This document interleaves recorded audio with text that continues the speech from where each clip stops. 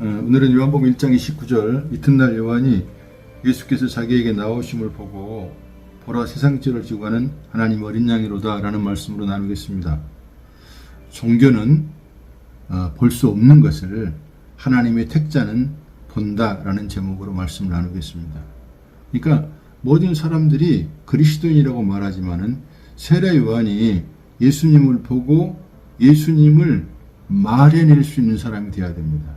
예수님이 어떤 분이신가를 정확하게 말할 줄 알아야 됩니다. 그러니까 우리가 영적인 것을 볼 뿐만 아니라 육적인 것을 볼 뿐만 아니라 영적인 것을 봐야 됩니다.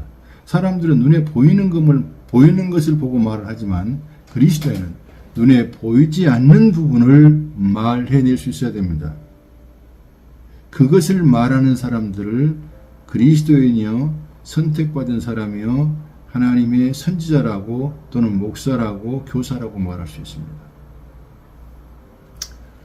분명하게 일반 종교는 볼 수 없는 걸 보는 사람들입니다. 일반 종교는 뭐냐면 종교는 다 사람이 하나님을 찾아가는 겁니다.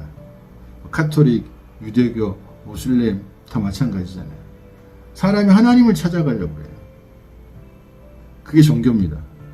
무속 종교도 마찬가지, 다 종교. 근데 기독교는 하나님이 사람을 찾아오는 것입니다. 그래서 인간이 도저히 하나님 앞에 나갈 수도 없고 하나님 만날 수도 없는데 하나님이 찾아와 주시는 것이에요. 그 하나님이 찾아오셔서 보여주시는 거예요. 어떤 사람들에게만 보여주느냐? 하나님의 택자들에게만 보여줍니다. 유대교는 모든 종교 중에 최고의 종교죠. 모든 종교, 모든 사람들을 대표한다고 생각해도 됩니다. 그래서 유대교는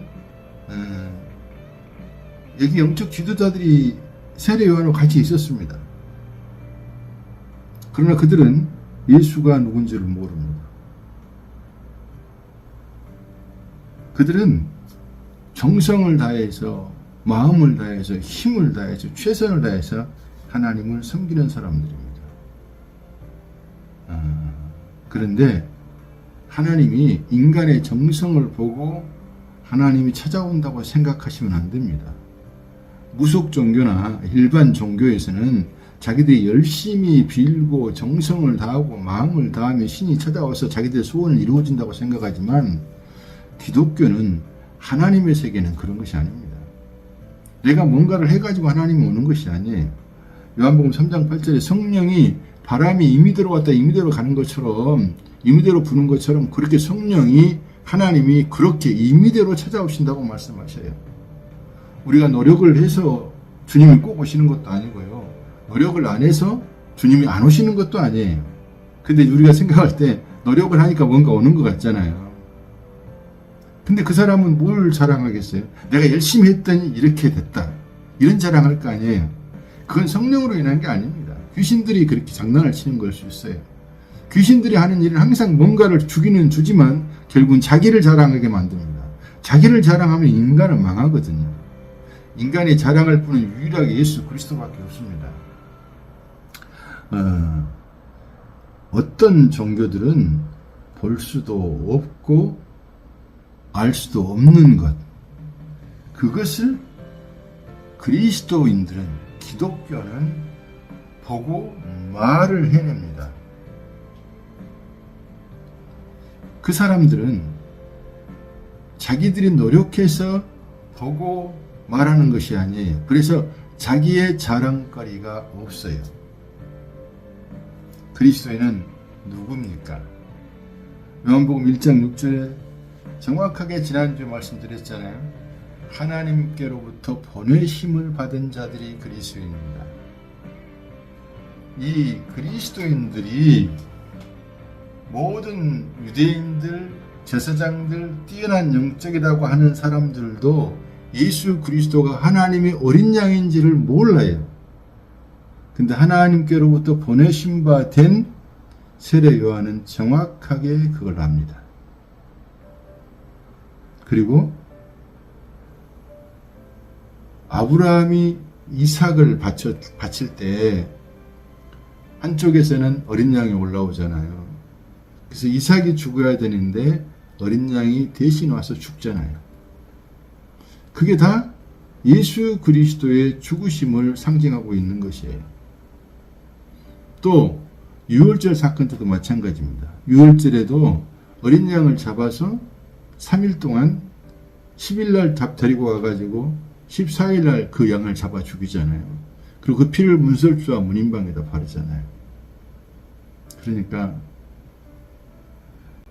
어린 양 예수가 그 집에서 3일 동안 살았다는 것은 뭐냐면 한 식구인 어린 양이 한 식구와 같았고 결국은 우리의 한 식구이신 예수 그리스도가 우리의 죄를 대신해 피 흘려 죽으신 것을 상징하고 있습니다. 창세전에 우리는 한 식구로 예수 그리스도 안에서 한 형제로 태어났습니다. 그래서 주님이 그러시잖아요. 주님이 맏아들 되시고 우리는 작은 아들들이라고 말하잖아요. 한 식구를 말하는 거예요.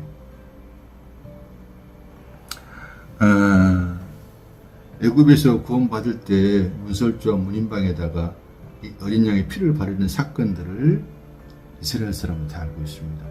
그래서 세례요한이 세상 죄를 지고는 하나님 어린 양 그럴 때 그 말이 뭔 말인지를 알아들어요. 그 어린 양이신 예수 그리스도를 말하는 사람들을 그리스도의 증인이라고 말하고 선지자라고 말하고 하나님의 사람들이라고 선택된 사람들이라고 말을 합니다. 일반 사람들은 모르죠. 종교도 모르죠. 예수가 모든 죄를 짊어지고 우리를 대신해 죽으셨다는 사실을 모릅니다. 근데 그것을 말해내는 사람들이 선지자요, 증인이요, 목사요, 교사인 것입니다. 그리스도인들인 것입니다.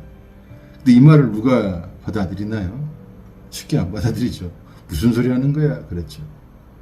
그런데 하나님의 은혜를 입은 사람은, 하나님의 택함을 받는 사람은 그것을 받아들입니다. 그래서 하나님께로부터 보내심을 받은 사람들은 그것을 알아듣고요. 또 알아듣는 것을 말해내는 사람들입니다. 예수가 누구인 줄 아는 거 1장 29절에 나와 있고 또 그 다음에 1장 34절을 봐도 나오죠. 1장 34절에 내가 보고 그가 하나님의 아들이심을 증언하였노라 말씀하고 있습니다. 그 다음에 36절에도 나와요. 예수께서 건의심을 보고 말하되 보라 하나님의 어린 양이로다. 세례 요한은 하나님의 증인들은 예수 그리스도를 보고 예수 그리스도를 말하는 사람입니다. 복음은 뭐냐면 예수 그리스도예요. 예수 그리스도를 말해내는 사람들입니다. 예수 그리스도는 누군가를 말해내는 사람들이고 예수 그리스도가 무슨 일을 했는가를 말할 줄 아는 사람들이 그리스도의 종인 것입니다. 그리고 하나님께로 보내심을 받은 사람들은 세상 사람들은 그걸 잘 몰라요. 내가 죄인이라는 사실을 잘 모릅니다.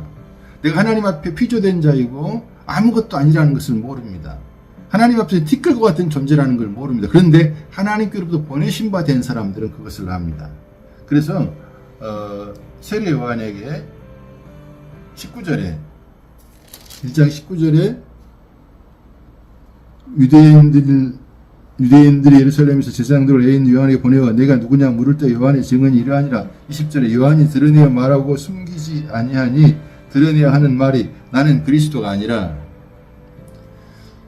세례요한은 정확하게 자기가 누군지를 알았어요. 우리는 하나님 아닙니다. 우리는 그리스도가 아닙니다. 꼭 뭐 어떤 사람은 그리스도라고 강조를 했었는데 오케이 그러면 작은 그리스도라고 합시다. 그러나 그 그리스도는 아닙니다. 예수 그리스도는 아닙니다. 그리스도 예수 안에서 작은 그리스도는 맞죠. 그런데 자기가 아니라고 확실하게 말을 하는 것이 나는 아무것도 아니야. 난 하나님이 아니야. 선악과를 따먹은 인간들은요 전부 다가 신이 되고 싶은 열망이 있어요. 그래서 사이비 교주들은 전부 다 자기가 신이 된 것처럼 목사들도 타락하는 이유는요 자기들을 우상화하고 신격화하면 너무 좋아해요. 그거 좋아하면 안 됩니다. 사람들이 나를 너무 존중하고 나를 맹목적으로 좋아하고 나를 따라주잖아요. 그것은 오히려요 피차가 죽는 거예요. 목사가 막 목사 말에 순종하라는 말은 아주 위험한 말입니다.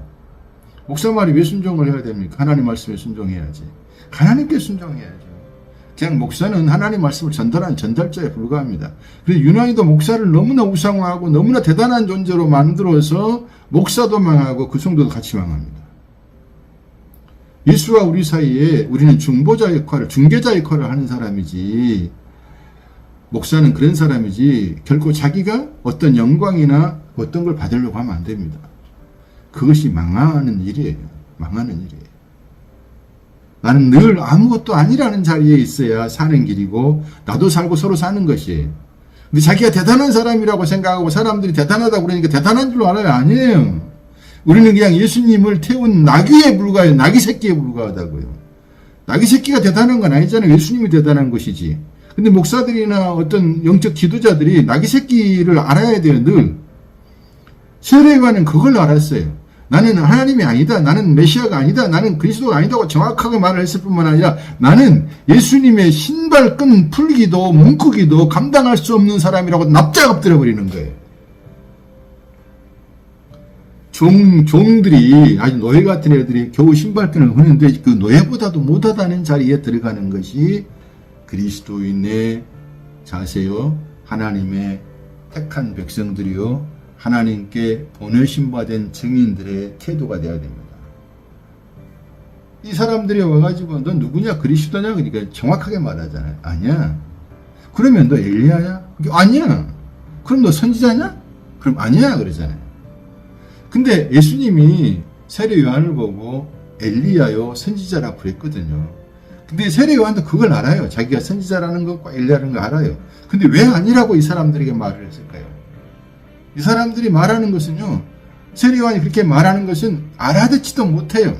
왜 그러느냐? 이 사람들이 세례 요한에게 나오는 것은 엘리야 같은 다윗과 같은 그런 능력자가 되어서 우리를 로마로부터 해방시켜주고 우리를 이 땅에 풍요로운 것들로 이 땅에 성공적인 삶으로 이 땅에 복된 삶을 살아갈 수 있도록 해줄 거라고 믿기 때문에 그 사람들에게는 아무리 말해봐야 알아듣지를 못해요.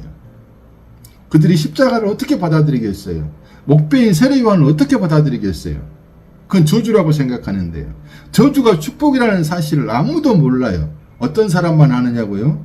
하나님께로부터 보내심 받은 사람들만 압니다. 하나님의 은혜를 입은 사람들만 저주가 축복이고 축복이 저주라는 걸 알아요. 거지 나사로가 축복이라는 걸 누가 알겠어요? 그 부자가 축복이라고 알지. 근데 영적으로 보면은 뭐예요?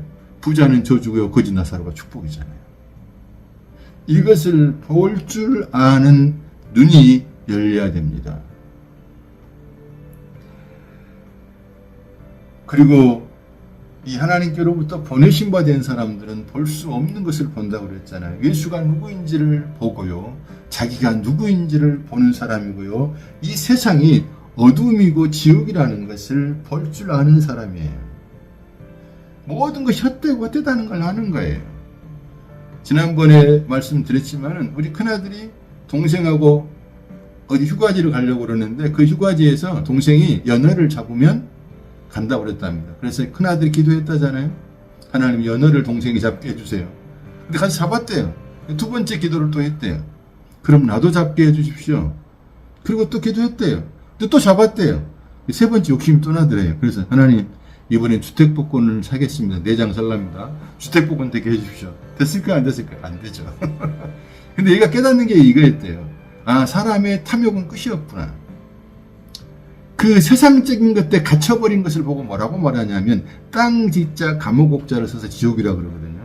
지옥이 막 불타는 구덩이가 있고 구더기가 있고 그런 불타는 것을 말하는 것만이 아니라 이 땅에 갇혀있는 것을 지옥이라고 그래요.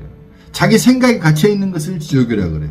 세상에 갇혀있는 것을 지옥이라고 그래요. 무적의 뭐냐? 끝없이 떨어지는 것이잖아요. 지옥이. 탐욕은 끝이 없는 것이에요. 탐욕은 이 우주를 담아도 채워지지 않아요. 인간의 탐욕은 그렇게 무서운 것이에요. 인간이 탐욕 속에 빠져 들어가서요. 사람을 죽여도 자기의 탐욕을 채우려고 하잖아요.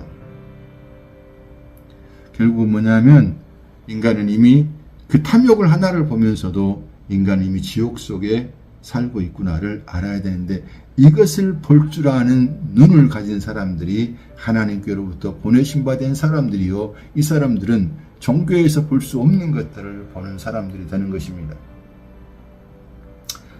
마지막으로는 이 세상이 절대 절망이라는 걸 알아야 됩니다. 세상에 어디를 가든지요.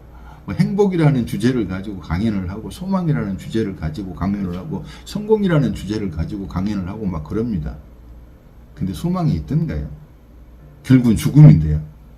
다 죽잖아요. 무슨 소망이에요? 절망이죠. 조금만 생각해 보면 소망은 없어요. 절망이에요. 아니 내가 65년을 지금 살았습니다. 그러면 앞으로 30년 더 산다고 105세까지 산다고 해도 그래 그까지 소망을 잡는다고 해도 35년 30년 정도 소망이잖아요. 그리고 그 다음에는 뭐예요? 죽음이잖아요. 근데 무슨 소망이에요? 절망이죠. 세상은 소망 없어요. 철학적으로 조금만 생각이 있어도 일반 종교에서도 그런 건 알 수 있잖아요. 근데 그리스도인들이 이 세상에 소망을 둔다는 것은 아주 어리석은 것이요. 하나님께로부터 보내신 바 되지 않는 사람일 수도 있어요. 하나님께로부터 보내신 바 된 사람은 절대로 이 세상에 소망을 두지 않습니다. 그래서 디모데전서 1장 1절에요. 우리의 소망이신 예수 그리스도를 말하고 있습니다. 그러면 어떻게 살아란 말이냐? 소망이 없이. 그렇죠. 소망이 없이 살 수 없으니까 사람들이 자살을 해버리는 거잖아요. 예수 그리스도를 만나지 못하면, 예수 그리스도를 알지 못하면 소망을 알 수가 없어요. 죽음 다음에까지 연결되는 그 소망을 어찌 알겠냐는 말이에요. 그래서 요한복음 1장 14절에 말씀하시잖아요. 말씀이 육신이 되어 우리 가운데 거하시며 우리가 그의 영광을 보니 아버지와 독생자의 영광의 은혜와 진리가 충만하더라.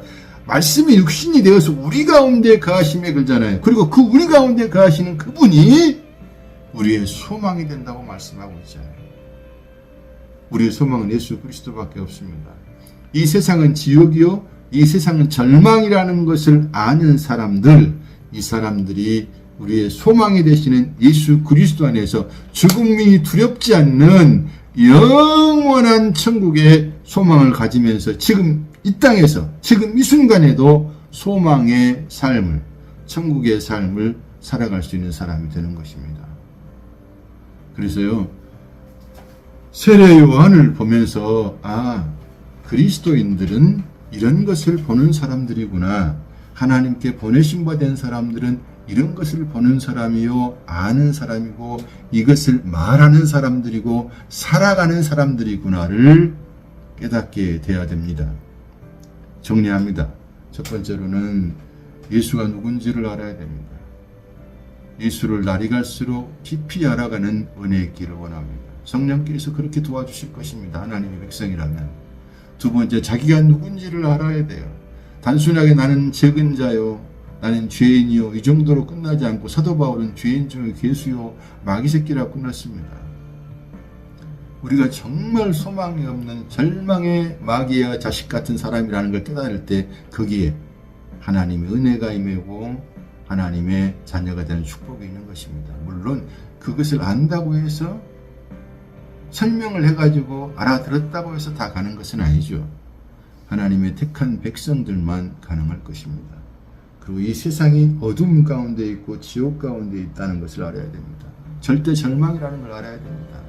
사람들이 왜 몰라볼까요? 영적 지도자들이 성경을 그렇게 잘 알아요. 유대인들이 얼마나 성경을 잘 합니까? 그런데 예수를 몰라보잖아요. 왜 그러냐면 어두움 가운데 있기 때문에 그렇습니다. 자기 생각에 갇혀 있다는 것은요, 지옥과 같은 것이에요. 자기 생각에 갇혀 있으면 안 됩니다. 늘 생각을 주께로 둬야 되는 것입니다. 그리고 이 세상이 절망이요, 이 세상이 정말 헛되고 하나의 티끌이고 마지막에 사라질 것들인 걸 깨닫고 그것을 믿음으로 고백하면서 우리의 소망은 그리스도요. 그리고 예수 그리스도가 아니면 나는 도저히 방법이 없는 인간이라는 것을 알고 예수 그리스도의 그 구속의 은혜와 사랑을 찬양할 수 있는 저 여러분 되시기를 주의 이름으로 축복합니다. 우리는 모든 것들 속에서 영적인 것을 보완해야 되는데 특별히 예수 그리스도를 보완해야 됩니다. 어떤 종교에서도 이것을 제대로 알려주지를 못합니다. 왜냐하면 알지를 못하고 하나님의 택한 백성이 아니면 하나님께로부터 보내신 바 된 사람이 아니면 알 수도 없고 말할 수도 없고 살아갈 수도 없습니다. 진리가 너희를 자유케 하리라. 또 주님께서 계속 여호와를 알자, 힘써 알자. 내 백성이 지식이 없어 망하는도다. 진리가 너희를 자유케 하리라 계속 말씀하시잖아요. 그래서 진리를, 그리스도를 더 깊이 알아가고 그 그리스도를 알아가면서 자유로운 삶이 되어지고 그 자유로운 삶의 은혜에 감동해서 그 은혜를 따라서 예수 그리스도의 삶이 우리 가운데 살아내지는 그런 축복이 저와 여러분에게 있어지기를 주의 이름으로 축복합니다. 아멘.